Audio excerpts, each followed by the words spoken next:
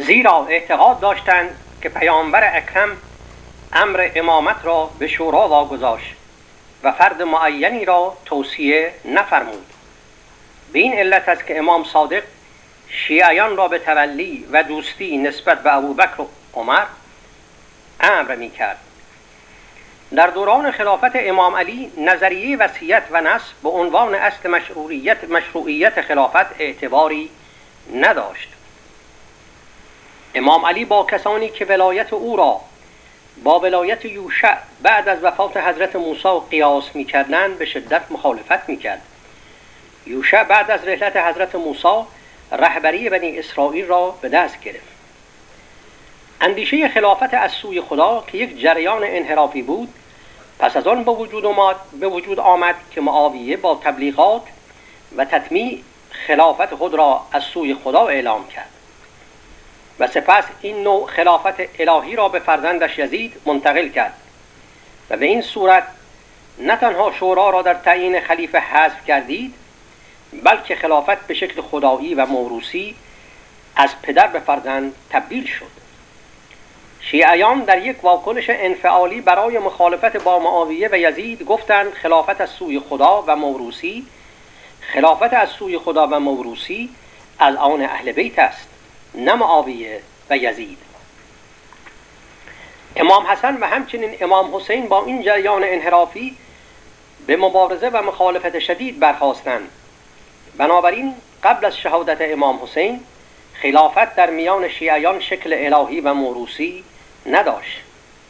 این فکر و جریان انحرافی تحت تأثیر افکار بنی امیه رشد نمود، چنانکه ملاحظه کردیم وقتی امام علی به دست ابن ملجم مرادی ضربت خورد و در بستر بود، شیعیان به نزد ایشان آمدند و از وی خواستند که فرزندش حسن را بعد از خود برای خلافت اعلام نماید.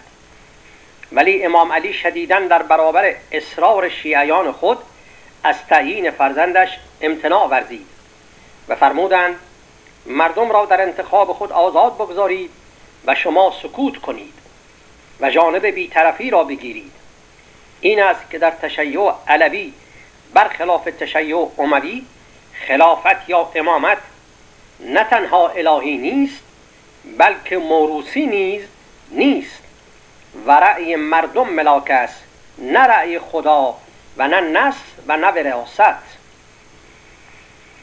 سلیمان بن جریر یکی از شیعیان معروف میگوید که هر فردی از فرزندان حسن و حسین که برای قیام شمشیر برکشد و دارای علم و تقوا باشد پس امامت از آن اوست.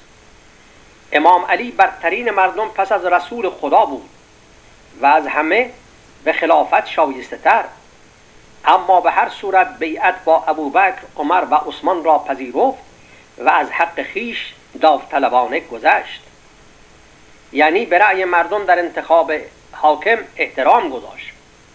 و ادامه می‌دهد این سلیمان بن جریر پس ما نیز به عنوان پیروان او باید آنچه را از او رضایت داشت قبول کنیم و آن را انکار نکنیم. پس امامت ابوبکر و عمر با انتخاب مردم صورت گرفت و مبتنی بر نظر و رأی مردم بود.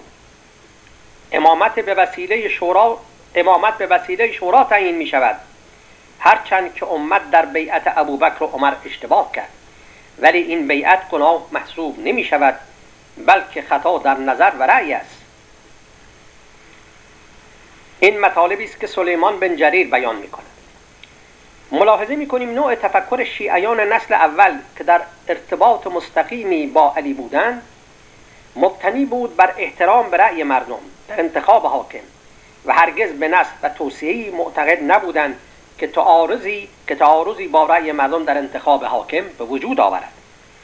بنابراین برخلاف امروز که شیعیان معتقد به قصب خلافت از سوی ابوبکر، عمر و عثمان هستند و علمای شیعه آنها را به خاطر این قصب جاودانه در جهنم می‌دانند، شیعیان نسل اول انتخاب آنها را از سوی مردم به رسمیت می‌شناسند، با وجود این که به برتری امام علی برای خلافت معتقد بودند و رأی به خلفای قبل از امام علی را نه تنها گمراهی نمی‌دانند بلکه تا وقتی که به وظایف خلافت به خوبی عمل کنند خلافت آنها را هدایت و رشد می‌دانند. دقت در تفکر نسل اول شیعیان اوج پایبندی آنها را به رأی مردم در انتخاب و عزل حاکم را نشان می‌دهد که نتیجه پایبندی آنها به تعالیم امام علی و اهل بیت و استمرار تعالیم اسلام است. فصل 4 نقد تشیع اموی. 1. ضعف نصوص امامت الهی. علمای شیعه به خوبی می‌دانند که نصوص موجود در خصوص امامت الهی ضعیف و فاقد اعتبار می باشد. علامه مجلسی از علمای معروف شیعه معتقد است 73% روایات کتاب اصول کافی در خصوص امامت فاقد اعتبار است. این ضعف بزرگ در زمینه اثبات امامت الهی از طریق نص باعث گردید که علمای شیعه به طرق دیگر برای اثبات امامت الهی متوسل شوند. به عبارت دیگر ضعف نصوص امامت الهی بیانگر وقوع فاجعه‌ای به نام جعل گسترده احادیث در دوره حاکمیت بنی امیه می باشد. در دوره بنی امیه و بنی عباس نزدیک به 1,000,000 حدیث جعل گردید. این احادیث جعلی فقط به تشیع اختصاص ندارند و شامل تسنن نیز می شوند. علمای شیعه وقتی پایه‌های استدلال به نص در مورد امامت الهی را ضعیف یافتند، به دلایل دیگری نظیر دلیل عقلی، دلیل معجزه و دلیل علم غیب متوسل شدند و این باعث شک و تردید بیشتر در خصوص نصوص امامت الهی گردید. دلایل جدید خرافی و به وضوح برخلاف قرآن و از لحاظ عقلی غیر قابل قبول می باشند. الف. دلیل عقلی. هرگاه نزد علمای شیعه استناد به نصوص برای اثبات امامت الهی ضعیف به نظر می رسید، از دلیل عقلی استفاده می کردند. چنانکه شیخ مفید از علمای بزرگ شیعه معتقد بود که حال اگر کسی از باب تشکیک بگوید که نصوص مورد استفاده ما ساختگی است و اخبار آن مورد تواتر نیست، میگوییم که مذهب امامیه تنها مبتنی بر این روایت نیست. بنابراین عدم تواتر در احادیث یاد شده آسیبی به این مذهب نمیرساند، زیرا دلایل عقلی برای اثبات امامت کافی است. قبلا تأکید شد خود علمای شیعه به خوبی می‌دانند که این احادیث ضعیف و ساختگی هستند و این در کلام شیخ مفید کاملا مشخص است. به دلیل معجزه. یکی دیگر از دلایل اثبات امامت الهی به علت عجز در نصوص دلیل معجزه است. این دلیل خرافی و بسیار ضعیف میگوید که اثبات امامت از طریق معجزه میسر است و سپس یک سری معجزات خرافی را طرح میکنند. شیخ مفید در کتاب الثقلان می‌نویسد اگر این اصول را ضروری بدانیم پس باید بپذیریم که تشخیص دادن امام از دیگر افراد از طریق نص یا معجزات خارق العاده است. در مورد اثبات امامت هر جا نصوص ضعیف می باشند افسانه های معجزات ساخته می شود، نظیر اینکه حضرت موسی کاظم قل و زنجیر را پاره می کرد و یا از دیوار زندان بغداد عبور کرد و همچنین در یک شب از زندان بغداد به مدینه رفت و همان شب به زندان بازگشت و یا ایشان به چندین زبان بدون آموزش تکلم میکرد و یا ایشان گاو مرده را زنده میکرد و یا در آتش نمیسوخت. عین همین دروغ‌ها را به عنوان معجزه در خصوص حضرت جواد نیز گفتند که ایشان هنگام درگذشت پدرش حضرت رضا در مدینه بود، ولی در یک چشم برهم زدن خود را به خراسان رساند و در مراسم غسل، کف و دفن پدرش شرکت کرد و همان شب به مدینه بازگشت و یا عصای ایشان به صدا درآمد و به امامت وی شهادت داد. وقتی که دلایل نص ضعیف باشه پناه میبرن به عصا که عصای ایشان به صدا درآمد و امامت وی شهادت داد. و بیچاره ملتی که رأی خودشان را در انتخاب و عزل حاکم قربانی صدای یک عصا بکنن. در خصوص حضرت هادی نیز به این افسانه ها به عنوان معجزه معتقد بودند و می گفتند که ایشان یک کاروانسرا را که محل تجمع دزدان و تبهکاران بود با یک چشم به هم زدن تبدیل به گلشنی معطر و باغی بهشتی نمود که در آن رودها جاری شدند و پرندگان به پرواز درآمدند و حورالعین و غلامانی مانند سنگ گرانبها در این باغ حضور داشتند. به قول گوبلز وزیر تبلیغات هیتلر، دروغ را آنچنان بزرگ بگو تا همه باور کنند. و یا حضرت هادی در یک چشم به هم زدن یکی از یاران خود به نام اسحاق جلاب را از سامرا در عراق به بغداد منتقل کرد. یا حضرت هادی قدرت پیشبینی مرگ را داشت. و یا وقتی پدرش در بغداد درگذشت و ایشان در مدینه بود بلافاصله از مرگ پدر خبر یافت. محمد بن حسن صفار از علمای بزرگ شیعه آگاهی حضرت رضا از سخن مرغان را دلیل اثبات امامت الهی ایشان می‌داند. از این گونه افسانه ها و خرافات تحت عنوان معجزه برای اثبات امامت الهی فراوان وجود دارد. ملاحظه می‌کنیم علمای شیعه برای گریز از ضعف نصوص در اثبات امامت الهی به چه امور مسخره و بی‌پایه و اساسی روی آورده‌اند که نه تنها چیزی را اثبات نمی‌کند بلکه نشان دهنده ضعف و درماندگی علمای پیرو امامت الهی است. جیم، علم غیب. یکی دیگر از دلایل اثبات امامت الهی به جهت ضعف نصوص علم غیب است که این دلیل مانند دلیل معجزات مبتنی بر افسانه ها و خرافات است.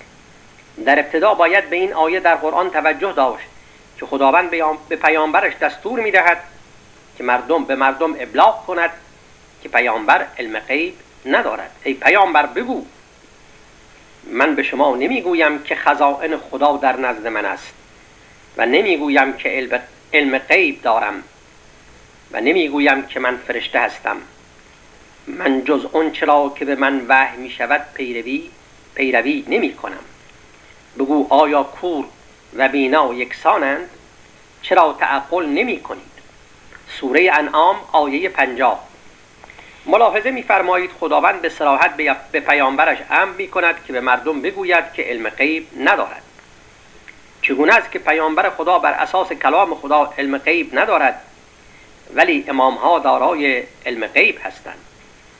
علمای شیعه نظیر شیخ یعقوب کلینی، شیخ صدوق، شیخ طوسی چرا احادیث دروغ از امام‌ها نقل می‌کنند که دقیقاً برخلاف سخن خدا در قرآن است؟ بشر چه پیامبر باشد چه امام هرگز علم غیب ندارد و این دروغ و مبالغه در دین است. از حضرت موسی کاظم نقل کرده‌اند که امام آن است که از آینده خبر می‌دهد. به همه زبان‌های دنیا سخن می‌گوید. سخنی از سخنان مردم بر امام پنهان نیست و سخن مرغان و همه جانداران را می‌داند.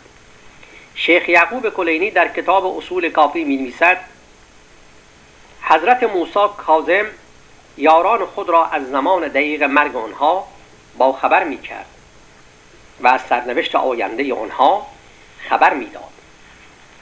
همچنین عبدالله ابن مغیره یکی از شیعیان معروف افسانه ای را نقل می کند که ایشان در ابتدا در خصوص امامت حضرت رضا مردد بود، اما بعداً به امامت ایشان یقین پیدا کرد و آن نه به علت وجود نص در این خصوص، بلکه با مشاهده دانا بودن حضرت رضا به علم غیب بود.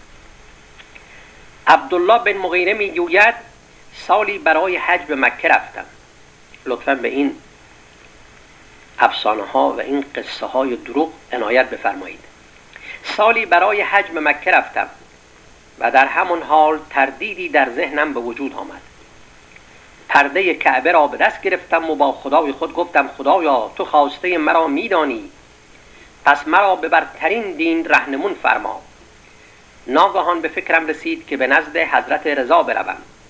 پس به سوی مدینه شتافتم و به خانه حضرت رفتم. غلامی در را باز کرد. به او گفتم به مولایت بگو مردی از اهل عراق بر در خانه است.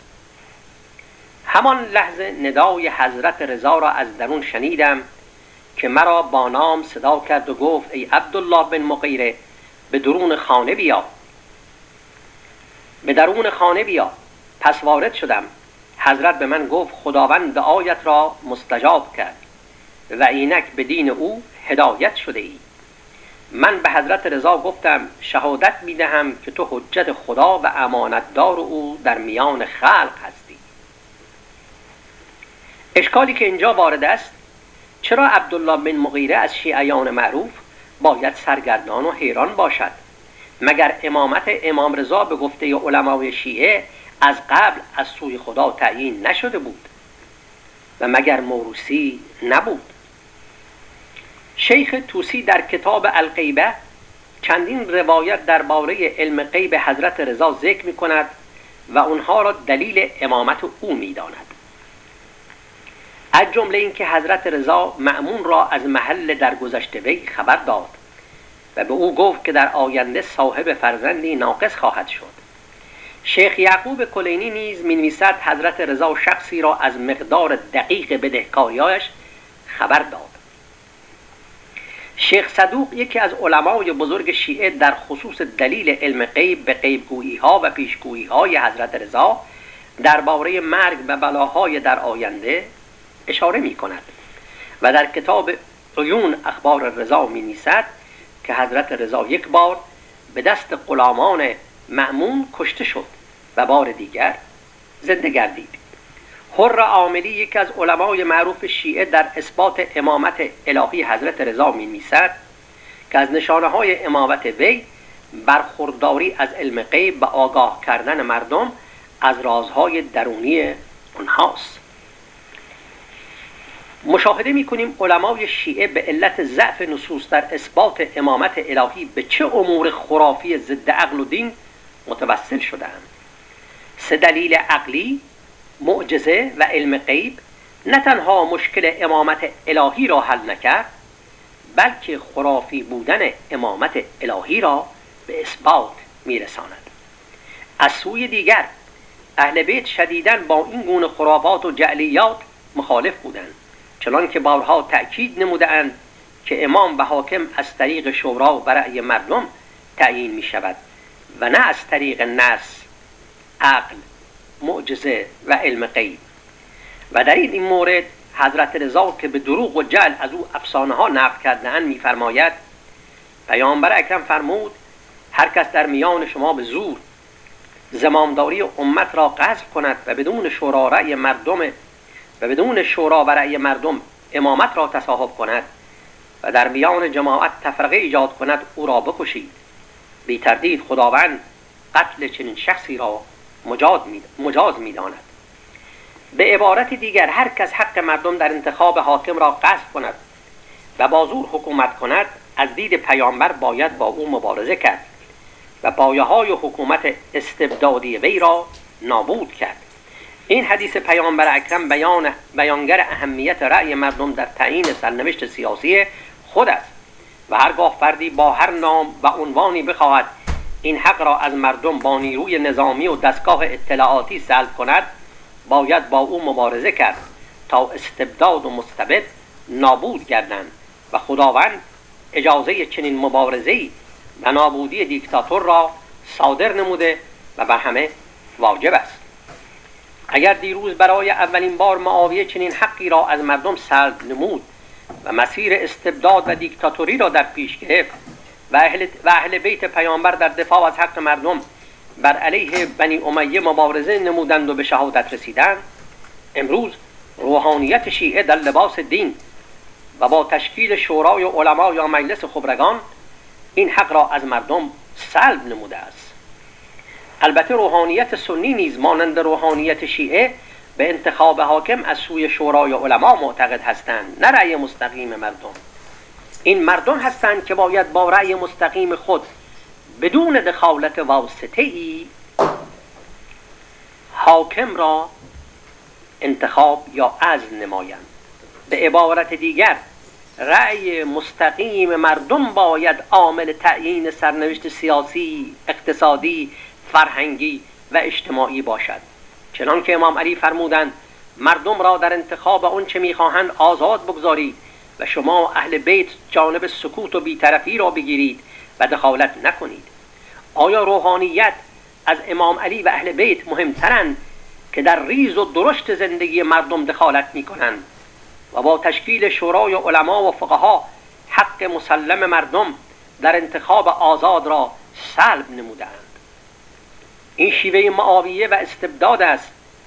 فرموده پیامبر اکرم خداوند اجازه کشتن چنین فردی که حق مردم را سلب نموده و مسیر استبداد را در پیش گرفته داده است.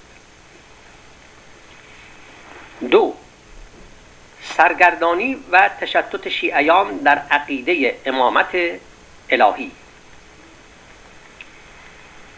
در ابتدا شیعیان معتقد بودند که تعیین امامها از سوی خدا محدودیت زمانی ندارد و امامت منحصر به تعداد محدودی یعنی 12 امام نیست و امامت در اهل بیت تا روز قیامت یکی پس از دیگری از سوی خدا ادامه خواهد داشت. اما به علت نبود نص و یا وصیت و یا مرگ زود هنگام جانشین امام حاضر، شیعیان گرفتار سرگردانی و تشتت در عقیده امامت الهی شدند. برای نمونه اشاره‌ای داریم به قضیه اسماعیل فرزند امام صادق، امام ششم. امام صادق فرزندی به نام اسماعیل داشت که نفوذ فراوانی در میان شیعیان به دست آورد و همه معتقد بودند که ایشان بعد از پدر امام تعیین شده از سوی خداست و در این خصوص افسانه ها از زبان امام صادق ساختند. ناگهان ایشان از دنیا می رود و مرگ ایشان ضربه سختی به اندیشه امامت الهی وارد می نماید و باعث سرگردانی و تشتت شیعیان می شود که چگونه خداوند کسی را به امامت تعیین می کند در حالی که از مرگ زود هنگام او خبر ندارد. برخی گفتند اصلا اسماعیل نمرده است و امام صادق برای حفظ جان ایشان از دشمنان مرگ او را اعلام و مراسم دفن او را به نمایش گذاشته است. ولی در حقیقت اسماعیل زنده است، فقط در اختفا به سر میبرد و همان مهدی موعود است. از اینجا در میان شیعیان فرقه اسماعیلیه به وجود آمد. ملاحظه فرمایید افسانه نمرده و فعلا مخفی است و همان مهدی موعود است در میان شیعیان بارها رخ داد تا رسید به امام مهدی که برای حفظ جانش مخفی شده است. امام صادق برای برخورد با این افسانه‌های جعلی مجبور شد چندین بار جسد فرزندش را به قبر وارد و خارج سازد و از حاضرین در مراسم دفن فرزندش خواست که دقیقاً صورت فرزندش اسماعیل را مشاهده کنند که فوت نموده است تا کسی نگوید او زنده است و مخفی شده است و همان مهدی موعود است. تا چه حد اهل بیت گرفتار جعل و دروغ شیعیان شده بودند که برای اثبات حقیقت مجبور می شدند چندین بار جسد فرزند خود را وارد قبر خارج کنند تا نگویند نمرده و غایب شده و مهدی موعود است. چرا دور برویم؟ در همین زمان حاضر با وجود پیشرفت علم و منطق، جعلیات و دروغ‌های بیشرمانه‌ای توسط علمای شیعه برای ولی فقیه ساخته می شود، مانند عکس او در ماه است. وقتی ولی فقیه به دنیا آمد گفت یا علی، حرفی را که حجت الاسلام سعیدی نماینده ولی فقیه در سپاه گفت. و یا ولی فقیه معصوم است و از او اشتباه و خطایی سر نمیزند. به گفته سید احمد علم الهدی نماینده ولی فقیه در استان خراسان، یا ولی فقیه واجب الاطاعه است و عدم تبعیت از او کفر است. حدود و اختیارات ولی فقیه همون حدود و اختیارات خداوند تبارک و تعالی است. به گفته خمینی حق دخل و تصرف در اموال کشور بدون اجازه مردم را دارد و دهها افسانه و خرافات دیگر که در شأن و منزلت ولی فقیه به خورد شیعیان دادند. یکی دیگر از سرگردانی و تشتت شیعیان در امر امامت الهی مسئله مرگ امام صادق است. وقتی اسماعیل فرزند امام صادق از دنیا رفت، شیعیان در عقیده خود گرفتار سرگردانی شدند و داستان‌های گوناگونی ساختند. یکی دیگر از این داستان‌ها این بود که پس از فوت امام صادق گفتند امام صادق نیازی به جانشین ندارد، زیرا او نمرده است و زنده است و در حال غیبت است و ایشان همان مهدی موعود است. عنایت بفرمایید. اول گفتند که اسماعیل فرزند امام صادق نمرده و همان مهدی موعود است. وقتی امام صادق از دنیا رفت گفتند ایشان نمرده است، غیبت نموده است و همان مهدی موعود است. به این گروه از شیعیان گروه نابوسیه میگویند. گروه دیگری از شیعیان بر امامت الهی فرزند دوم امام صادق به نام عبدالله اصرار داشتند، ولی بعداً به علت عدم شایستگی اعتراف نمودند که وی شایسته این کار نیست و از وی جدا شدند و حتی برخی او را به نادانی، انحراف و فساد متهم نمودند. گروه دیگری به نام فتحیه مانند عبدالله بن بکیر و عمار ساباتی که از یاران مهم امام صادق بودند، امامت عبدالله فرزند امام صادق را مشروع دانسته و از وی حمایت می‌کردند و هنگامی عبدالله فوت نمود، امامت موسی بن جعفر را با این که برادر عبدالله بود پذیرفتند و این برخلاف گذشته بود که فقط فرزند میتواند پس از پدر امام باشد. گروه دیگر معتقد بودند که عبدالله فرزندی در خفا داشته و عبدالله برای حفظ جانش او را پنهان نموده است و نامش محمد بن عبدالله است و اکنون در حال غیبت در کوههای یمن است و همان مهدی موعود است، در حالی که عبدالله فرزند امام جعفر صادق اصلا فرزندی نداشت. هرگاه شیعه در امر تداوم امامت الهی با بن‌بست برخورد می کند، سریعاً به اختفا و غیبت امام متوسل می شود. از کسانی که از عبدالله برگشتند یکی از شیعیان به نام هشام بن سالم است که می گوید ما از نزد عبدالله فرزند امام صادق سرگردان و سردرگم خارج شدیم، در کوچه های مدینه گریان و پریشان گشت می زدیم و از خود می پرسیدیم به کجا پناه ببریم، به زیدیه، به معتزله، به خوارج، یا راه چیست؟ همه علمای شیعه معتقد هستند که امامت الهی 12 امام از قبل مشخص و آشکار بود. چگونه شیعیان نظیر هشام بن سالم سرگردان و حیران بودند در شناخت امام؟ ناگهان این را هشام بن سالم میگوید، میگه سرگردان و حیران بودیم، ناگهان دیدم مردی جا افتاده و میان سال که او را نمیشناختم از دور به من اشاره‌ای کرد که دنبال او بروم. به دنبال او رفتم تا به خانه‌ای وارد شدم و فهمیدم که او فرزند امام صادق موسی کاظم است، امام هفتم. موسی کاظم بدون اینکه سخنی بین ما رد و بدل شود گفت نه به زیدیه و نه به معتزله و نه به خوارج پناه نبرید، به من روی آورید. بزرگی و هیبت او بیش از پیش بر من تجلی یافت و علم او را دریای بیکرانی یافتم. از امام پرسیدم آیا اجازه دارم شیعیان را به امامت شما دعوت کنم؟ گفت هر کس را به او اطمینان داشتی دعوت کن و از او پیمان بگیر که این راز را پنهان کند و اگر فاش نمود گردنش بریده خواهد شد. عجیب. پس از مرگ نابهنگام اسماعیل که شیعیان معتقد به امامت الهی وی بودند و همچنین عدم صلاحیت عبدالله فرزند دوم امام جعفر صادق، شیعیان پس از سرگردانی به سراغ فرزند دیگر امام صادق یعنی موسی کاظم میروند و برای اثبات امامت وی سریعا دستگاه جعل حدیث احادیثی میسازد که بیانگر امامت الهی وی است.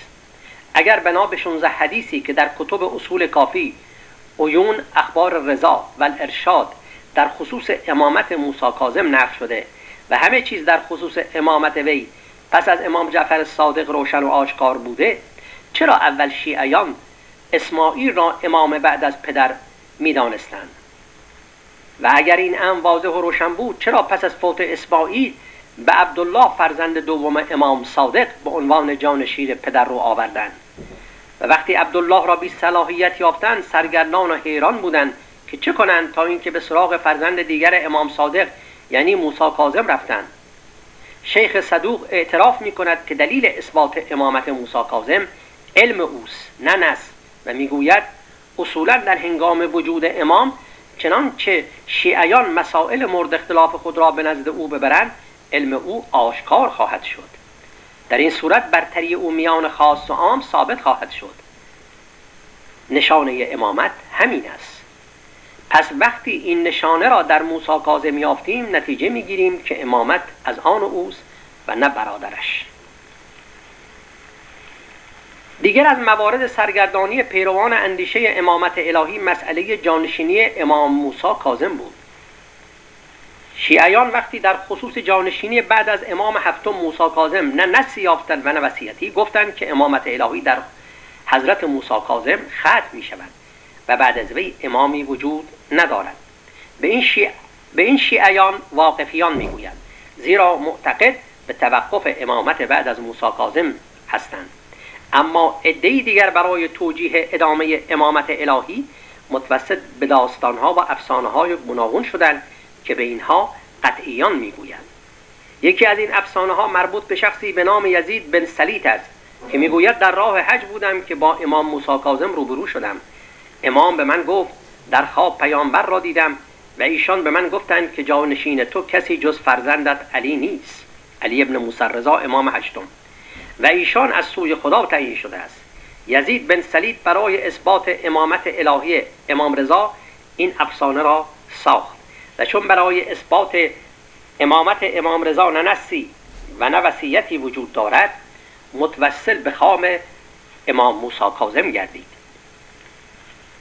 امام موسی کاظم در سال 183 هجری در زندان هارون الرشید درگذشت.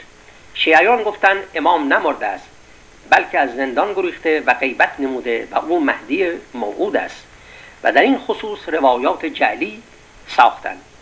بنابراین شیعیان در برابر امامت فرزندش امام رضا توقف کردند و گفتند مهدی موعود همان امام موسی کاظم است و قیام خواهد کرد. یکی از شیعیان به نام سیرفی میگوید 10 سال پس از درگذشت امام موسی کاظم به حج رفتم و به نزد امام رضا فرزند امام کاظم مشرف شدم و از ایشان در مورد مرگ پدرش سؤال کردند. امام رضا فرمود آری، همان گونه که پدرانش درگذشتند او نیز درگذشت و اکنون مرده است. سیرفی باز پرسید پس با این حدیث امام صادق که می‌فرماید اگر کسی به شما خبر درگذشت فرزندم موسی کاظم را داد و مدعی شد که خود شاهد دفن او بوده حرف او را باور نکنید چه کنید؟ که توسط ابو بصیر نقل شده است. امام رضا در پاسخ سؤال سیرفی فرمود ابو بصیر دروغ گفته است. عنایت بفرمایید چقدر امام ها راحت این شیعیان جاهل را دروغگو می نمایند. امام رضا در پاسخ سؤال سیرفی فرمود ابوبصیر دروغ گفته است. یعنی ابوبصیر برای اثبات غیبت امام موسی کاظم این حدیث را از زبان امام جعفر صادق جعل کرده است. کلینی نیز روایت می کند که علی بن اثبات به نزد امام رضا رفت و پرسید که مردی نزد برادر شما ابراهیم رفت و ابراهیم به ایشان گفته است که پدر شما نمرده است و در قید حیات است. آیا شما از این موضوع مطلع هستید و صحت دارد؟ امام رضا با شگفتی این سخن را جعلی و دروغ می نامد و فرمود سبحان الله، پیامبر خدا دار فانی را ودا گفت و پدرم امام موسی کاظم نه. و سپس تأکید کرد سوگند به خدا پدرم امام موسی کاظم مانند رسول خدا جدش درگذشت. یکی دیگر از موارد سرگردانی شیعیان و سوسپودن اندیشه امامت الهی مربوط می شود به داستان جانشینی امام هادی امام دهم است. داستان مرگ نابهنگام اسماعیل فرزند امام صادق 100 سال بعد به شکل دیگر تکرار می شود. بنا به نظر شیعیان امام هادی فرزند ارشد خود را به نام محمد به عنوان جانشین خیش و امام برگزیده از سوی خدا به مردم معرفی می کند. اما محمد مانند اسماعیل در زمان حیات پدر درگذشت. این حادثه شیعیان را حیرت زده نمود که چگونه خداوند کسی را به عنوان امام برگزیده است در حالی که از مرگ او اطلاع نداشته. برای توجیه این حادثه داستان سرایان نظیر شیخ کلینی، شیخ مفید و شیخ توسی از زبان یکی از یاران امام هادی به نام ابو هاشم داوود جعفری نقل می کنند که من هنگام درگذشت محمد نزد پدرش امام هادی بودم و می دانستم که ایشان فرزندش را قبلا به عنوان جانشین خود معرفی کرده بودند. با خود گفتم که داستان درگذشت محمد چقدر به داستان درگذشت اسماعیل شباهت دارد. در این هنگام امام هادی به سوی من آمد و گفت آری ابو هاشم، خداوند نظر دیگری در مورد امامت فرزندم محمد پیدا کرد و فرزند دیگرم حسن را به جای او برگزید. آنچه با خود می گفتی درست است. اسماعیل را نیز امام صادق به دستور خدا به عنوان جانشین خود به مردم معرفی کرد، اما خواست خدا تغییر کرد. برخی از شیعیان که نمی توانستند داستان تغییر خواست خدا را بپذیرند و معتقد بودند که امام هادی دروغ نمیگوید و او محمد را به امر خدا به عنوان جانشین خود معرفی کرده است، بنابراین گفتند محمد نمرده و امام هادی برای حفظ جان ایشان از دشمنان تقیه نموده است، در حالی که امام هادی می‌داند که فرزندش محمد زنده است و غیبت نموده است و همان مهدی موعود است. هرگاه شیعیان در اثبات امامت الهی گرفتار و مشکل می‌شدند، به غیبت اون امام و مهدی موعود بودن او پناه می‌بردند. پس از فوت امام هادی امام دهم بین فرزندانش امام حسن عسکری و برادرش جعفر برای احراز مقام امامت درگیری پیش آمد، تا اونجا که امام حسن عسکری فرمود هیچ کدام از پدرانم به سرنوشتی مانند من در برابر این گروه شکاک گرفتار نشدند. پس از درگذشت امام حسن عسکری امام 11 چون فرزندی نداشت، بنابراین وصیتی برای امامت به جای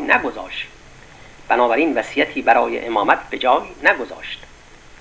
بنابراین گروهی گفتند برادر ایشان جعفر امام است، گروهی دیگر به قطع شدن امامت اعتقاد پیدا کردند و گروهی دیگر منکر درگذشت امام حسن عسکری شدند و گفتند ایشان غایب است و همان مهدی موعود است.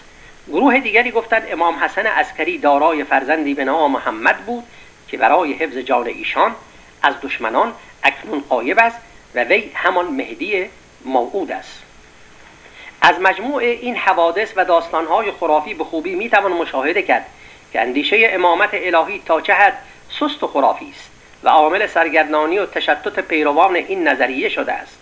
برای مثال شیعیانی مانند هشام بن سلیم اول به امامت الهی بر اساس نسب معتقد بود و اسماعیل فرزند امام صادق را امام پس از پدر میدانست ولی با مرگ زود هنگام اسماعیل دچار سرگردانی می شود که چگونه خداوند کسی را به امامت تعیین نموده است که از مرگ وی اطلاعی نداشته است.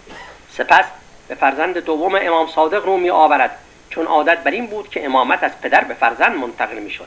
ولی وقتی عبدالله را شایسته نمی بیند به فرزند دیگر امام صادق به نام موسی کاظم رو می آورد و به طور کامل وجود نص در خصوص امامت الهی را ترک می نماید. هشام نمونه از سرگردانی شیعیان پیرو امامت الهی است.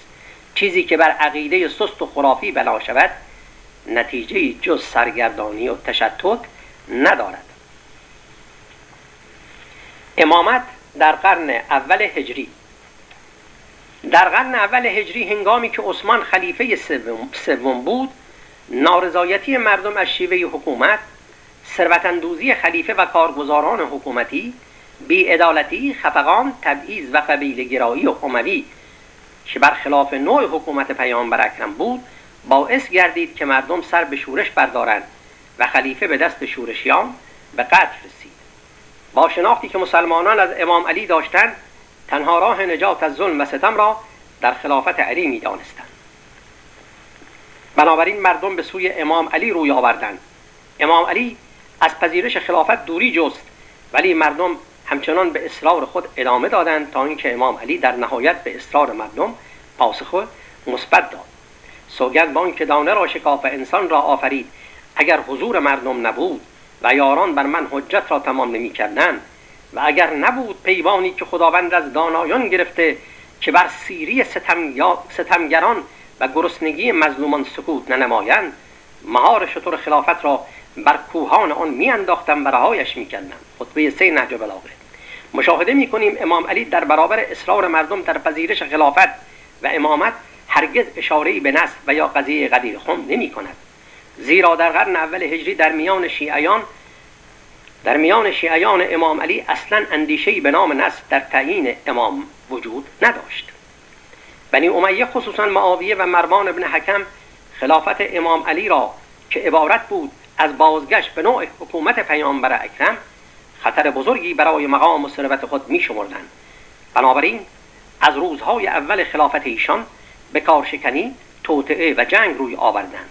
در اصل مبارزه‌ای بود میان طرفداران مکتب و طرفداران بازگشت به جاهلیت و به عبارت دیگر مبارزه‌ای بود میان مکتب و انحراف از مکتب. این همان هشداری بود که خداوند در قرآن به مسلمانان داده بود و محمد نیست مگر یک پیامبر که پیش از او پیامبرانی آمدند و رفتند. آیا اگر بمیرد یا کشته شود به عقب برمیگردید؟ دقیقاً معنی ارتجاع را دارد و هر کس به عقب بازگردد هرگز زیانی به خدا وارد نمی نماید و خداوند به زودی سپاسگزاران را پاداش می دهد. سوره آل عمران آیه 144.